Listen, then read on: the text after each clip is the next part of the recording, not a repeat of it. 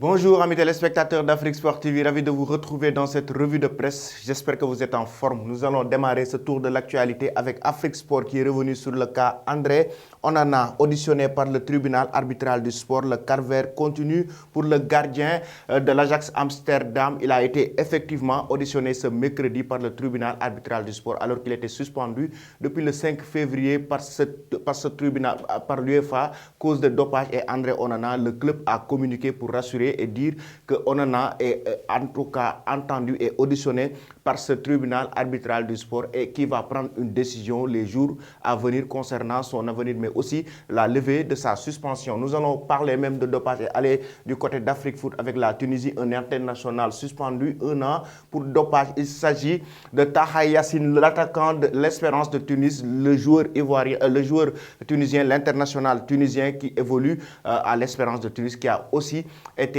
en tout cas suspendu par la Confédération africaine de football qui a démarré ces vagues de suspension. On y reviendra. Mais pour le moment, Yassine Taha a été suspendu, le joueur tunisien, 1 an par la CAF pour cause de dopage. Et nous allons continuer avec la CAF pour voir la suspension qui a été infligée au Jaraaf, le club sénégalais qui jouait les quarts de finale de la Coupe CAF face au Coton de Cameroun. Et il y a eu un incident, l'arbitre a été blessé et la CAF a pris des décisions. Le jury disciplinaire de la Confédération africaine de football a ainsi décidé de suspendre M. Youssou Dial, qui est le vice-président du Jaraaf, de toute activité liée au football pour une période de 2 ans. Cette sanction sera également communiquée à la FIFA. La suspension prend effet à compter de la date de notification de cette correspondance. Suspendre 2 joueurs, Mamadou Sylla et Albert Diène, pour les 6 prochains matchs interclubs de la CAF, où eux aussi, ils font partie des suspensions infligées à l'AS Jaraaf, une amende de 50 000 $ américains pour le comportement agressif de la conduite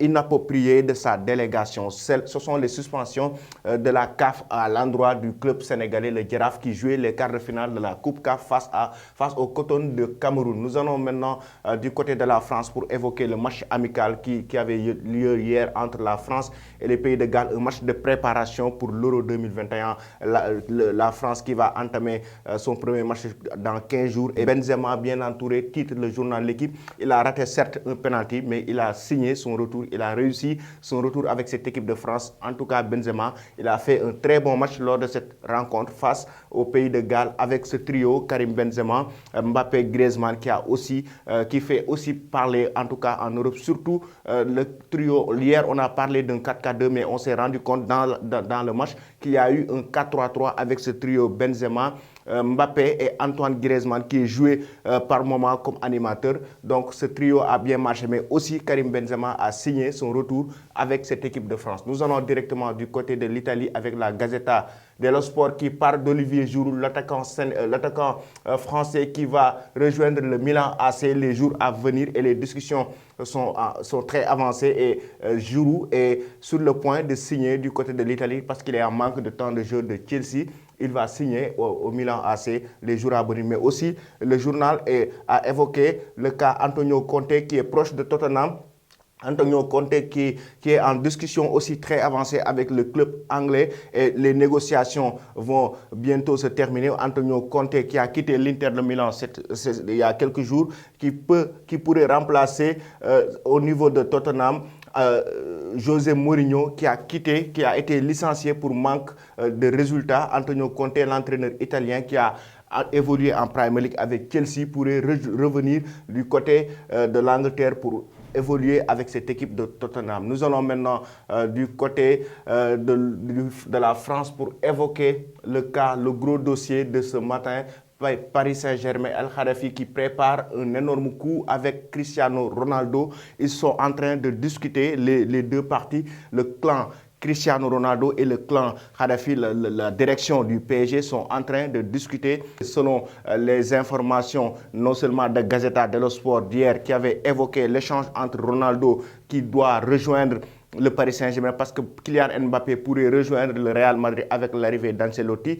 Donc ce matin aussi, d'autres informations concernant Cristiano Ronaldo et que selon nos confrères aussi de Foot Mercato qui disent que Cristiano Ronaldo en tout cas est en discussion avec le club de la capitale française. Nous allons maintenant du côté de l'Espagne pour parler de l'avenir de Koeman avec Sport qui est revenu sur l'avenir de Koeman pour évoquer que l'entraîneur va diriger cette équipe du FC Barcelone la saison prochaine. Koeman, même si la direction Laporta a discuté avec d'autres grands entraîneurs, mais Koeman va rester au Barça et va diriger le club catalan et la déclaration sera faite ce jeudi certainement. Et selon le journal, ce sera une annonce officielle du club pour dire que Koeman va rester officiellement du côté du FC Barcelone. Nous allons terminer cette revue de presse avec le journal Marca qui a évoqué le retour d'Ancelotti avec ses propos, mais aussi l'avenir de Sergio Ramos au sein de cette équipe. Il a non seulement évoqué qu'il a travaillé avec les grands joueurs dans le passé avec le Real Madrid, mais aussi il aurait aimé travailler avec Sergio Ramos. Son souhait, c'est que le joueur espagnol reste avec cette équipe du Real Madrid. Ils n'ont pas encore eu, certes, l'occasion d'en discuter parce que c'est la fin du championnat, mais aussi, son souhait, c'est qu'il reste avec le Real Madrid et ils travaillent ensemble. C'est son souhait, Ancelotti l'a évoqué. Et comme nous le dit le journal Marca, l'entraîneur qui signe son retour après quelques années, qui a remplacé Zinedine Zidane, aurait aimé travailler avec tous les grands joueurs, à savoir le Real Madrid. Nous allons terminer avec la question concernant Cristiano Ronaldo. Est-ce que ce maillot lui va bien? Pensez-vous qu'il doit rejoindre le Paris Saint-Germain? Merci et bonne journée.